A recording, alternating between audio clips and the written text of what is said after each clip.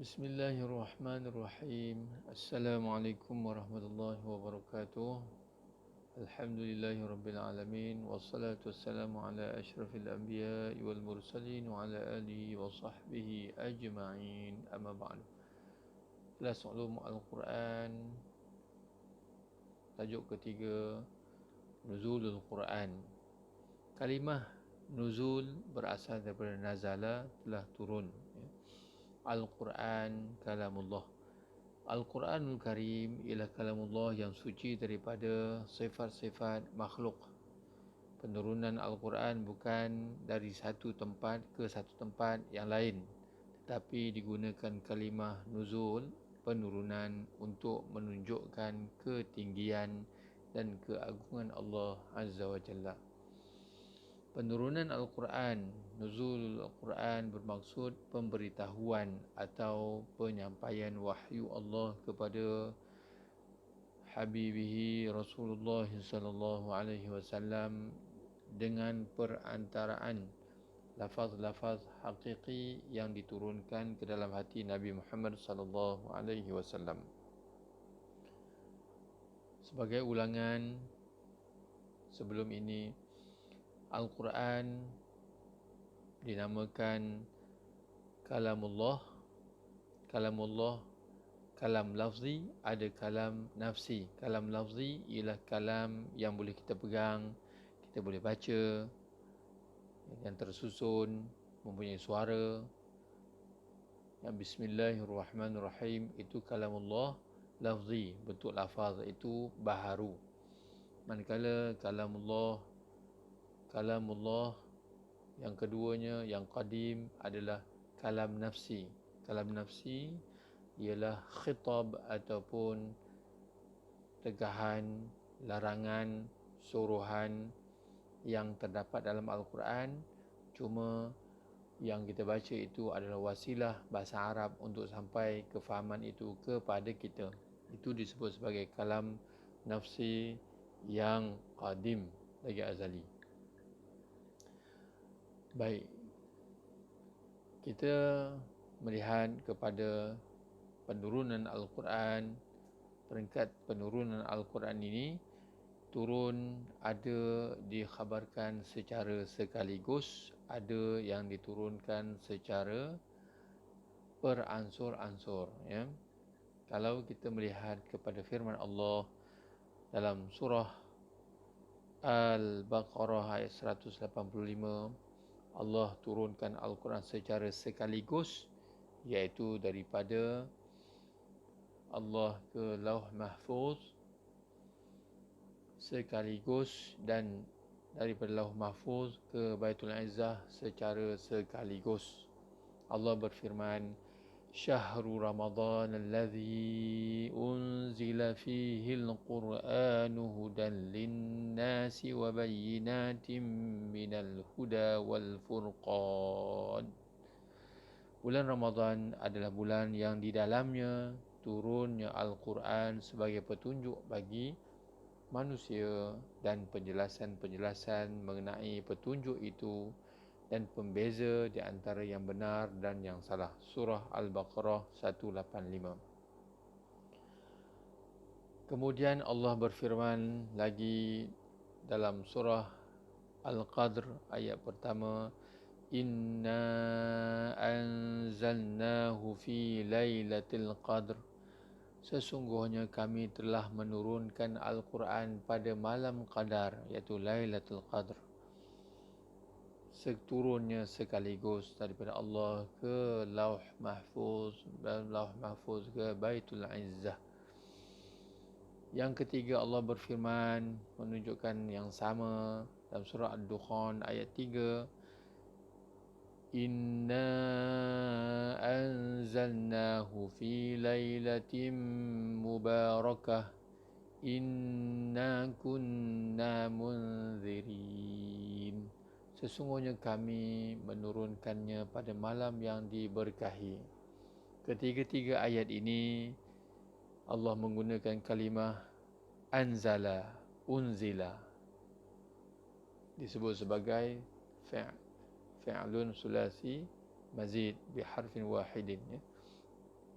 anzala. Yang pertama, syahrul Ramadan allazi unzila. Unzila, satu kalimah anzala, unzila. Yang kedua, inna anzalnahu, anzala. Yang ketiga, inna anzalnahu fi lailatin mubarakah. Ketiga-tiga ayat ini Allah menggunakan kalimah anzala atau unzila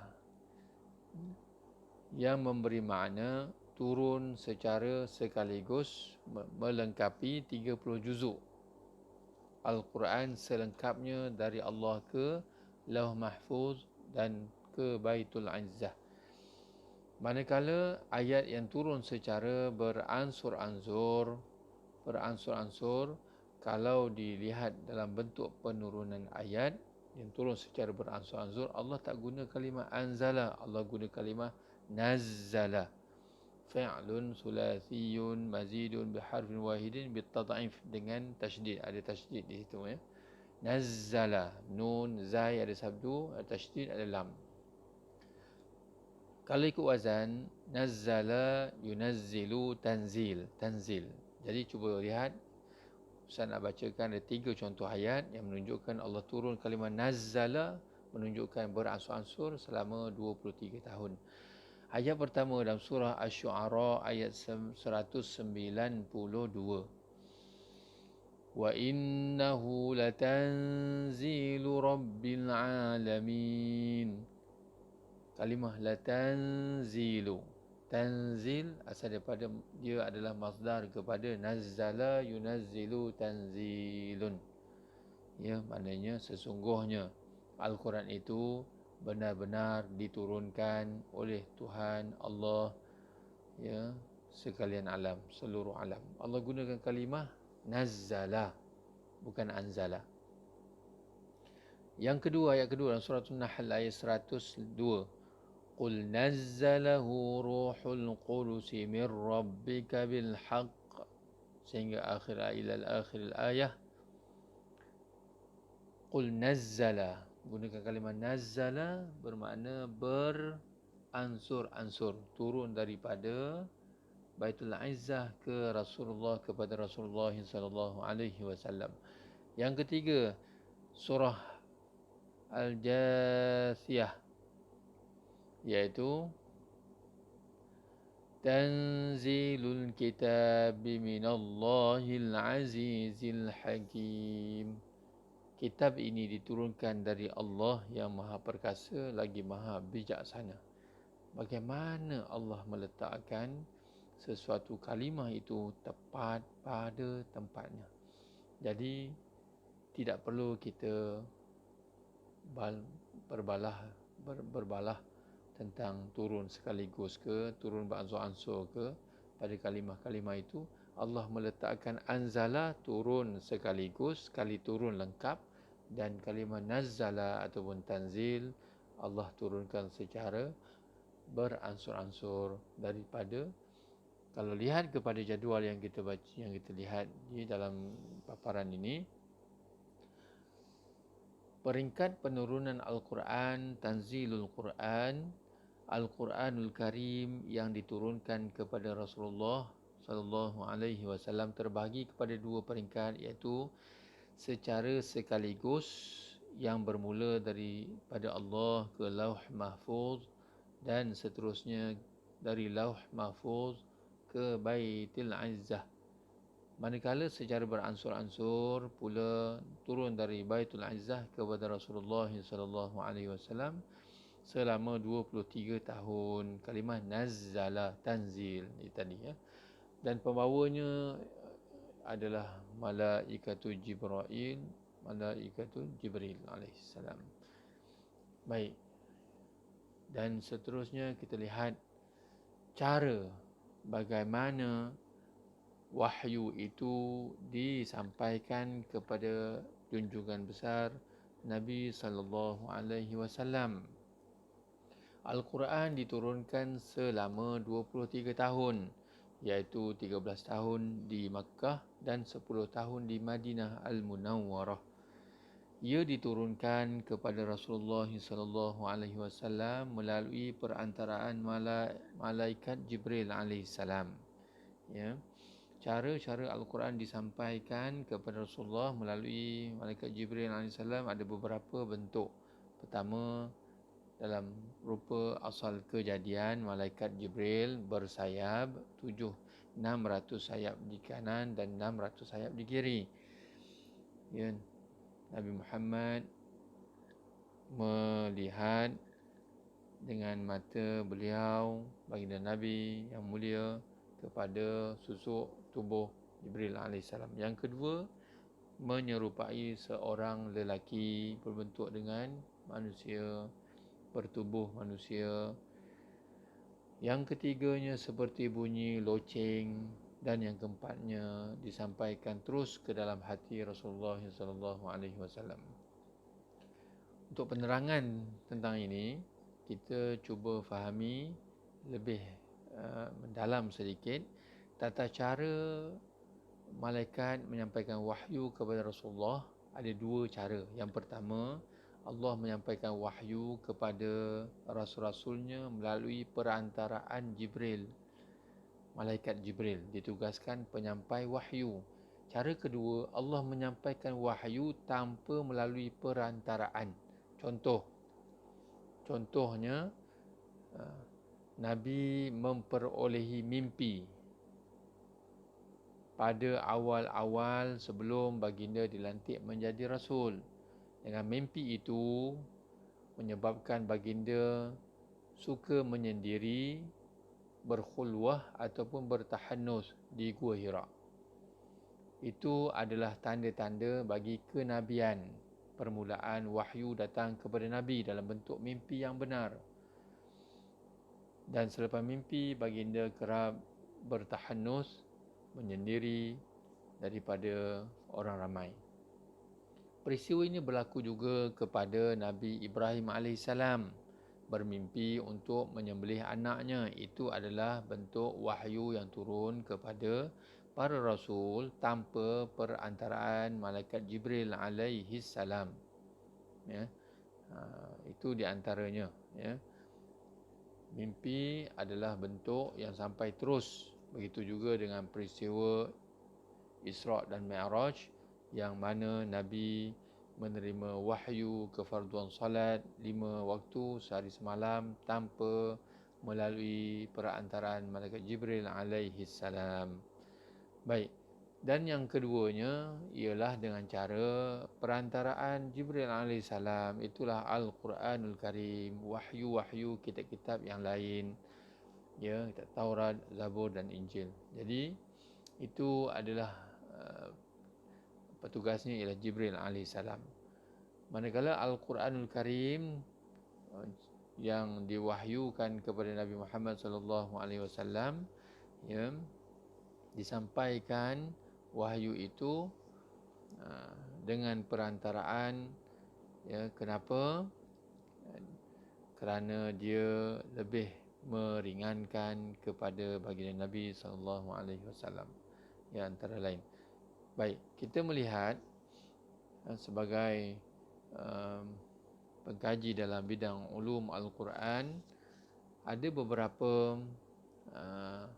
sebab kenapa Allah Subhanahu wa taala menyampaikan wahyu dengan melalui perantaraan sebegini, ya, dalam rupa asal kejadian malaikat, ada dalam bentuk manusia yang mesra, boleh nampak malaikat dengan mata kepala baginda Nabi berbentuk manusia, menampakkan diri dalam bentuk wajah manusia untuk membuatkan Rasulullah berasa senang, ya, tenang dan mesra kerana mengingatkan malaikat itu adalah setanding ataupun sama bentuk dengan manusia itu. Ada kalanya baginda Nabi SAW menerima wahyu dalam bentuk yang sangat keras, ya, ataupun menerima wahyu dalam bentuk yang berat, ya. Contohnya jika datang tanda penurunan wahyu itu seperti bunyi loceng, ya, bunyi loceng, ya. Teknik yang berlaku kepada Nabi sallallahu alaihi wasallam, ya, penerimaan wahyu, teknik begini, malaikat datang kepada beliau dengan suara yang keras, lalu ditiupkan kepada hati Nabi sallallahu alaihi wasallam. Ya. Itu beberapa perkara yang boleh kita ambil berat, ya. Kemudian kita lihat kepada hikmah, ya. Hikmah nuzul Al-Quran secara beransur-ansur ataupun munajjamun atau munajjaman. Kita telah memahami beberapa maklumat sebelum ini bahawa Al-Quran diturunkan kepada Rasulullah dalam tempoh 23 tahun lamanya. Antara hikmah Al-Quran itu diturun secara munajjaman, beransur-ansur, itu adalah beberapa faktornya. Yang pertamanya adalah untuk memudahkan umat Nabi Muhammad, umat Islam ini menghafalnya. Sedia maklum, ya, sedia maklum para sahabat, ya, dan bangsa Arab adalah bangsa yang ummi, bangsa yang buta huruf, yang sangat mengingat, menghafal dengan baik. Mereka tidak memiliki pengetahuan tentang cara membaca, menulis. Tak ramai yang dapat mengetahui, kecuali dalam pembacaan kitab-kitab seramai 65 katibul wahyi ataupun katib, penulis, setiausaha penulis-penulis, telah dikarang seorang sarjana peringkat PhD di Saudi Arabia. Ada 65 orang penulis yang telah dicatatkan, ya. Maknanya tak amai lah 65 orang yang menulis dalam kalangan para sahabat dahulu, yang menulis surat kepada raja-raja, menulis kalam suci Al-Quran, menulis, ya, pelbagailah urusan. 65 orang sahaja, ya. Yang ramainya tidak tahu membaca, tak tahu menulis, ya. Baik, Allah berfirman dalam surah Al-Jumu'ah, والذي بعث في الأميين رسولا منهم يتلو عليهم آياته ويزكيهم ويعلمهم الكتاب والحكمة وإن كانوا من قبل لفي ضلال مبين. Dialah yang mengutuskan seorang Rasul kepada kaum yang buta huruf dari kalangan mereka sendiri, yang membacakan kepada mereka ayat-ayatnya, menyucikan jiwa mereka, mengajarkan kepada mereka kitab dan hikmah atau sunnah, meskipun sebelumnya mereka benar-benar dalam kesesatan yang nyata. Surah Al-Jumu'ah. Dan suratul A'raf ayat juga Allah berfirman, alladzina yattabi'una ar-rasulan nabiyyal ummi. Orang-orang yang mengikut Rasul, Nabi yang ummi, yang tidak boleh membaca dan menulis. Sudah tentu tidaklah mudah bagi umat yang buta huruf untuk menghafal Al-Quran dengan mudah, andainya Al-Quran diturunkan secara sekaligus. Tidak mudah untuk memahami makna-maknanya, menghayati ayat-ayatnya. Untuk itu, Al-Quran diturunkan secara beransur-ansur. Sangat membantu umat yang ummi untuk menghafal dalam dada, memahami ayat-ayatnya. Setiap ayat ada satu ayat. Setiap kali ayat itu diturunkan, sekali turun wahyu, atau beberapa ayat turun, para sahabat menghafalnya. Lepas turun satu ayat, hafal dulu, renung ayat itu, fahami, tilik keindahan hukum-hukumnya, uslubnya, pelbagainya, barulah turun ayat yang berikutnya pula. Cara ini menjadi cara pengajaran dalam kehidupan para tabi'in, sahabat dan para tabi'in. Diriwayatkan daripada Abu Nadrah, ia berkata, Abu Sa'id Al-Khudri mengajarkan 5 ayat Al-Quran kepada kami pada waktu pagi dan 5 ayat lagi dibacakan pada waktu petang. Ia mengkhabarkan bahawa Jibril menurunkan Al-Quran sebanyak 5 ayat demi 5 ayat. 5 turun pagi, 5 petang, 5 sedikit demi sedikit, beransur-ansur. Diriwayatkan juga daripada Khalid bin Dinar berkata, Abu Aliyah berkata kepada kami, pelajarilah Al-Quran 5 ayat demi 5 ayat kerana Nabi menerimanya dari Jibril 5 ayat demi 5 ayat. Begitulah. Ya, suratul Alaq, Iqra' bismi rabbikal ladzi khalaq, 5 ayat, 5 ayat yang diturunkan sebagai pelajaran kepada manusia. Namun ada juga ayat yang diturunkan sekaligus yang banyak dalam bentuk yang berat. Ya, sebelumnya datangnya bunyi loceng, contohnya suratul A'raf yang turun dalam jumlah yang sangat banyak. Surah Ali Imran turun 83 ayat sekaligus turun. Yang datang sebelum itu bunyi loceng menunjukkan, ya, tanda kepada baginda Nabi, satu benda yang sukar kepada Rasulullah sallallahu alaihi wasallam. Baik. Yang kedua, hikmah yang keduanya, kenapa perlu diansur-ansurkan penurunan wahyu itu, memudahkan ayat-ayat Al-Quran difahami para sahabat. Ya, bila dah lama, ambil 5 ayat, faham 5 ayat, hafal 5 ayat, faham dulu. Yang ketiga, sebagai menjawab persoalan yang ditimbulkan kepada baginda Nabi SAW dari masa ke semasa.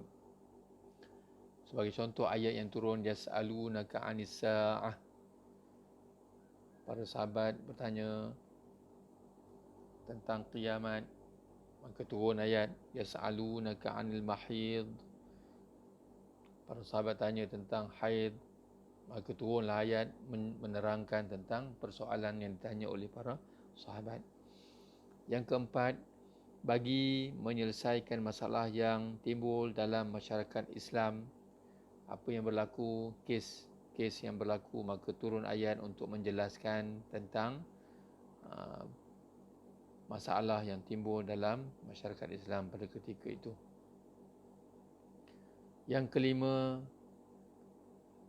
bila beransur-ansur ini dapat menetapkan jiwa Rasulullah SAW, ibarat ada connection, ada hubungan yang sangat akrab di antara Allah dengan Nabi-Nya Muhammad SAW, selalu berhubung, maka tetap tenang jiwa Nabi SAW walaupun diusir, dibenci, ingin dibunuh dan pelbagai bentuk ujian lagi diterima oleh baginda Nabi. Namun baginda Nabi kuat hatinya, teguh imannya, kerana apabila wahyu itu turun secara beransur-ansur, hubungan itu wujud dan sangat menenangkan Nabi SAW. Yang keenam, memudahkan pelaksanaan hukum. Iaitu contoh apabila turunnya Al-Quran secara beransur-ansur, memudahkan pelaksanaan hukum itu apabila contoh yang paling jelas, syariat pengharaman khamar, arak. Syariat pengharaman arak, dia ada 4 tahap. Tahap pertama, arak itu bagus. Yang kedua, arak itu baik tapi adanya buruknya sedikit. Kemudian turun yang ketiga, Jangan hampiri solat kalau mabuk. Yang keempat, barulah turun pengharaman secara mutlak. Tak boleh minum, tak boleh, tidak dibenarkan minum walaupun sedikit. Keempat-empat ayat ini, kesemuanya masih kekal ayat itu di dalam Al-Quran. Maksudnya, walaupun 4 kali turun pengharaman arak ini, step by step, susun satu demi satu, tetapi ada berlaku nasih mansuh berlaku dalam ayat ini, tetapi nasakh ini, pembatalan hukum ini kekal ada dalam Quran. Dia nasakh dalam bentuk hukum, tetapi tidak dimansuhkan dalam bentuk pembacaan. Masih kekal boleh kita baca hari-hari ayat-ayat itu, ayat-ayat yang 3 sebelum itu. Okey, untuk lebih menjelaskan itu, kita sama-sama boleh buka kepada Al-Quran. Cuba lihat dalam surah An-Nahl ayat 67. Allah berfirman, وَمِن ثَمَرَاتِ النَّخِيلِ وَالْأَعْنَابِ تَتَّخِذُونَ مِنْهُ سَكَرًا وَرِزْقًا حَسَنًا إِنَّ فِي ذَلِكَ لَآيَةً لِقَوْمٍ يَعْقِلُونَ. Dan dari buah kurma, anggur, kamu membuat minuman yang memabukkan dan rezeki yang baik. وَرِزْقًا حَسَنًا. Sungguh pada yang demikian itu benar-benar terdapat tanda kebesaran Allah bagi orang yang mengerti, yang faham. Jadi ayat pertama turun, rezeki halal, rezeki yang baik. Tak lama kemudian turun ayat memansuhkan ayat yang sebelum itu. Yang pertama, ayat kedua ni adalah ayat nasikh, memansuhkan ayat pertama. Apa? Surah Al-Baqarah ayat 219.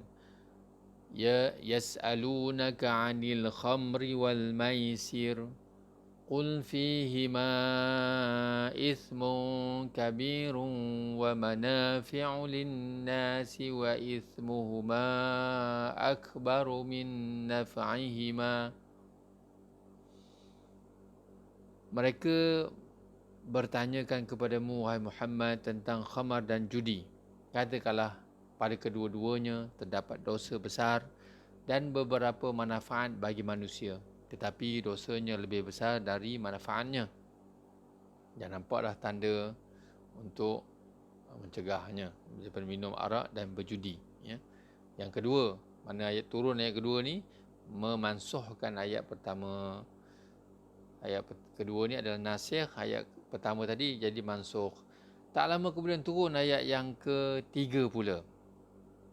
Ayat ketiga yang berbunyi, Ya ayyuhallazina amanu la taqrabus salata wa antum sukara hatta ta'lamu ma taqulun. Ila akhir ayat. Wahai orang-orang yang beriman, janganlah kamu mendekati salat ketika kamu dalam keadaan mabuk sampai kamu sedar apa yang kamu ucapkan. Ayat ketiga ini telah memansuhkan ayat kedua dan yang pertama. Jadi ayat ketiga ni ketika itu dia sebagai nasikh, yang mansuhnya ayat kedua dan ayat yang ketiga. Kemudian ayat keempat turun telah memansuhkan ketiga-tiga ayat sebelum ini. Turun ayat yang keempat dalam suratul Maidah ayat 91, 90 dan 91 menceritakan tentang pengharaman arak itu. Ya ayyuhallazina amanu innamal khamru wal maisiru wal ansabu wal azlamu rijsum min amali syaitani fajtanibuhu la'allakum tuflihun. إنما يريد الشيطان أن يوقع بينكم العداوة والبغضاء في الخمر والميسر ويصدكم عن ذكر الله وعن الصلاة فهل أنتم منتهون. Wahai orang-orang yang beriman, sesungguhnya minuman keras, arak, judi, berhala, berkorban untuk berhala, menenung nasib dengan anak panah adalah perbuatan keji dan termasuk dalam perbuatan syaitan. Maka jauhilah perbuatan itu agar kamu beruntung. Dengan minum arak dan berjudi itu, syaitan hanyalah bermaksud menimbulkan permusuhan dan kebencian antara kamu dan menghalang kamu dari mengingati Allah dan melaksanakan salat. Maka tidakkah kamu mahu berhenti? Suratul Maidah 90 hingga 91. Inilah di antara 6 hikmah Allah menurunkan Al-Quran secara beransur-ansur. Kata Sayyidatina Aisyah radhiyallahu anha, awal mula diturunkan Al-Quran adalah salah satu surah dari golongan mufassal yang pendek-pendek. Masa mula-mula Islam dulu turun ayat yang pendek-pendek. 3 ayat, 4 ayat, 5 ayat, 6 ayat, 10 ayat. Dalamnya cerita tentang syurga neraka. Juzuk 30 tu lah mufassal tu. Sehingga setelah orang bangkit kuat imannya, kukuh imannya, barulah turun pengharaman, penghalalan, diturunkan ayat tentang syariat ketika berada di Madinah. Andainya, kata Aisyah radhiyallahu anha, andai kata yang kali pertama diturunkan Allah, jangan kamu minum arak, janganlah kamu mendekati arak, janganlah kamu berzina, jangan dekati zina. Kalau turun macam tu, nescaya ketika awal Islam, orang yang baru memeluk Islam ketika itu, tentulah mereka akan berkata, kami tidak akan pernah meninggalkan zina, kami tak akan tinggalkan arak, kami tak akan tinggalkan zina. Itulah ya, menurut riwayat hadis Al-Bukhari. Ya, jadi jelas kepada kita bahawa hikmah penurunan Al-Quran secara beransur-ansur ini banyak faedah kepada kita umat Islam keseluruhannya. Jadi sekadar itu dapat kita kongsikan bersama, ya, kesimpulan daripada apa yang kita bincangkan pada kali ini adalah, ya, Al-Quran itu turunnya wahyu itu ada yang kalam suci yang sangat mulia itu ada peringkat-peringkat penurunannya, diturunkan, ya. Kemudian cara penurunan itu kepada baginda Nabi, bentuknya, dan yang ketiganya hikmah diturunkan Al-Quran secara beransur-ansur. Semoga kita lebih mengenali Al-Quran. Moga-moga Allah ampunkan kesilapan kita semua, tambahkan kecintaan kepada Al-Quran. Moga-moga kita semua termasuk dalam syurga Allah, insya-Allah. Jadi sekadar itu. Assalamualaikum warahmatullahi wabarakatuh.